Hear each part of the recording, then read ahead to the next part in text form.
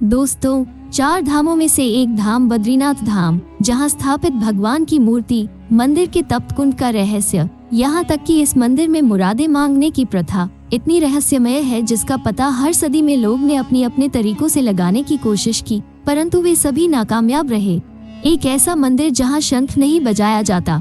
इस मंदिर के रहस्य इतने गहरे हैं जिसका पता आज तक कोई भी जान नहीं पाया है। इस मंदिर के रहस्यों को सुन के आपके भी कानों में विश्वास नहीं होगा। आखिर क्या है इस मंदिर के मूर्ति का रहस्य? आखिर क्यों शिवलोक में बसा बद्रीनाथ धाम? आखिर कैसे हुई इस मंदिर की स्थापना? और आखिर क्या है इस मंदिर की धार्मिक मान्यता का रहस्य? इन सारी बातों को जानने के लिए इस वीडियो को बड़े ध्यान से और एंड तक देखिएगा। नमस्कार दोस्तों, आपका स्वागत है आपका अद्भुत भारत दर्शन यूट्यूब चैनल में। वीडियो अच्छा लगे तो वीडियो को लाइक, शेयर और सब्सक्राइब करके बेल आइकॉन को प्रेस करना मत भूलिएगा। वीडियो में आगे बढ़ने के पहले एक बार सच्चे दिल से कमेंट बॉक्स में जय बद्रीनाथ जरूर लिख दीजिएगा। तो चलिए इस वीडियो की शुरुआत कर लेते हैं। दोस्तों, आज के इस वीडियो में हम आपको बद्रीनाथ धाम के 10 रहस्य के बारे में बताएंगे जिसे भारत के लोग बहुत कम जानते हैं। नंबर 1, पौराणिक कथा ही मिलती है कि पहले भगवान शिव अपने परिवार के साथ बद्रीनाथ में वास करते थे। फिर एक बार श्रीहरि को ध्यान लगाने के लिए एकांत स्थल की तलाश थी तो उन्हें बद्रीनाथ वाला स्थान पसंद आया। चूंकि यहाँ शिव जी पहले से निवास कर रहे थे तो भगवान विष्णु अपने आराध्य से उनका निवास स्थान कैसे मांग सकते थे। तब उनके मन में एक विचार आया और उन्होंने छोटा बच्चा का रूप लेकर जोर जोर से रोना शुरू कर दिया। माता पार्वती की नजर इस बालक पर पड़ी तो वो उसे चुप कराने की चेष्टा में लग गए, लेकिन बच्चा चुप नहीं हो रहा था। माता पार्वती उस बच्चे को नहीं पहचान पा रही थी, लेकिन शिवजी समझ गए कि वो बालक के रूप में साक्षात विष्णु है। माता पार्वती बच्ची को गोद में लेकर अपने कक्ष में सुलाने के लिए ले जाने लगी तो शिवजी ने उन्हें रोका और कहा कि यह बालक स्वयं चला जाएगा। पार्वती जी नहीं मानी और उसे गोद में लेकर सुलाने लगी। जब वो सो गया तो माता पार्वती बाहर आ गई। पार्वती जी के बाहर आने के बाद बालक ने दरवाजे को अंदर से बंद कर लिया। जब भोलेनाथ जी वहां पर पहुंचे तो बालक ने उनसे कहा कि उसे ये स्थान पसंद आ गया है और वो यहाँ से केदारनाथ चले जाए।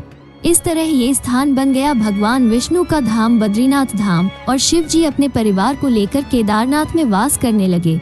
नंबर 2, बद्रीनाथ धाम अलकनंदा नदी के तट पर स्थित 2 पर्वत श्रृंखलाओं के बीच में स्थित है। मंदिर में भगवान की मूर्ति शालिग्राम से निर्मित है। माना जाता है कि शालिग्राम रूप में भगवान विष्णु की इस प्रतिमा को आदिगुरु शंकराचार्य जी ने 8वीं शताब्दी में नारद कुंड से निकालकर स्थापित किया था। शालिग्राम भगवान विष्णु का ही एक रूप है जिसे राक्षस जलंधर की पत्नी वृंदा के श्राप के कारण भगवान विष्णु ने धारण किया था। नंबर 3, ऐसा माना जाता है कि शंकराचार्य जी द्वारा स्थापित किए जाने के बाद भगवान विष्णु की मूर्ति एक बार विलुप्त हो गई। फिर उसके बाद संत रामानुजाचार्य ने मूर्ति को फिर से स्थापित करवाया।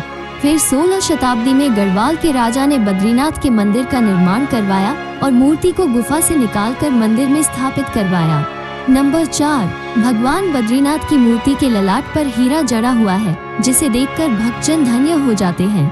बताया जाता है कि एकादशी देवी का प्राकट्य भी यहीं पर हुआ था। पद्म पुराण में बताया गया है कि विष्णु जी ने यहाँ पर मुर नामक राक्षस का वध किया था। भगवान की माया से एकादशी देवी का प्राकट्य भी यहीं पर हुआ था।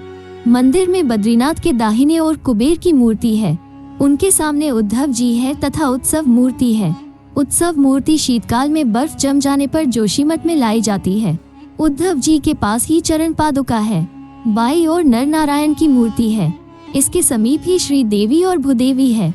नंबर 5, पुराणों के अनुसार भूकंप, जल प्रलय और सूखे के बाद गंगा लुप्त हो जाएगी और इसी गंगा की कथा के साथ जुड़ी है बद्रीनाथ और केदारनाथ तीर्थस्थल की रोचक कहानी। भविष्य में नहीं होंगे बद्रीनाथ के दर्शन, क्योंकि माना जाता है कि जिस दिन नर और नारायण पर्वत आपस में मिल जाएंगे बद्रीनाथ का मार्ग पूरी तरीके से बंद हो जाएगा। पुराणों के अनुसार आने वाले कुछ वर्षों में वर्तमान बद्रीनाथ धाम और केदारेश्वर धाम विलुप्त हो जाएंगे और वर्षों बाद भविष्य में भविष्य बद्री नाम के नए तीर्थ का उद्गम होगा। ये भी मान्यता है कि जोशीमठ में स्थित नरसिंह भगवान की मूर्ति का एक हाथ साल दर साल पतला होता जा रहा है। जिस दिन ये हाथ लुप्त हो जाएगा उस दिन बद्रीनाथ और केदारनाथ तीर्थस्थल भी लुप्त होना प्रारंभ हो जाएंगे। नंबर 6, आदिगुरु शंकराचार्य जी जब बद्रीनाथ आए तो यहाँ रहने वाले बौद्ध धर्म के लोग तिब्बत की तरफ चले गए और तिब्बत जाते ही वे बद्रीनाथ जी की मूर्ति को नारद कुंड में छुपा कर चले गए। बौद्ध लोग ऐसा मानते थे कि यह मूर्ति गौतम बुद्ध की मूर्ति है और इस मूर्ति को लेकर कई सारी कंट्रोवर्सी भी कही जाती है। फिर आदि गुरु शंकराचार्य जी ने नारद कुंड से इस मूर्ति को निकालकर इस मंदिर में स्थापित किया था। ऐसा भी कहा जाता है कि यहाँ जो बद्रीनाथ जी की मूर्ति विराजमान है उसकी रूपरेखा बिल्कुल गौतम बुद्ध की रूपरेखा से मिलती जुलती है, यानी बुद्धिस्ट लोग इसी तरीके से गौतम बुद्ध की मूर्ति बनाया करते थे। नंबर 7, बद्रीनाथ में अन्य कई प्राचीन स्थल है, जैसे अलकनंदा के तट पर स्थित अद्भुत गर्म झरना जिसे तप्त कुंड कहा जाता है, एक समतल चबूतरा जिसे ब्रह्म कपाल कहा जाता है, पौराणिक कथाओं में उल्लेखित एक शाप शिला है, साथ ही शेषनाग छाप वाला एक शिलाखंड भी है, भगवान विष्णु के पैरों के निशान है, चरण पादों का बद्रीनाथ से नजर आने वाला बर्फ से ढका ऊंचा शिखर नीलकंठ है जो गढ़वाल क्वीन के नाम से जाना जाता है। नंबर 8, वैसे तो हर मंदिर में शंख बजाना शुभ माना जाता है, लेकिन बद्रीनाथ में इस पर रोक है।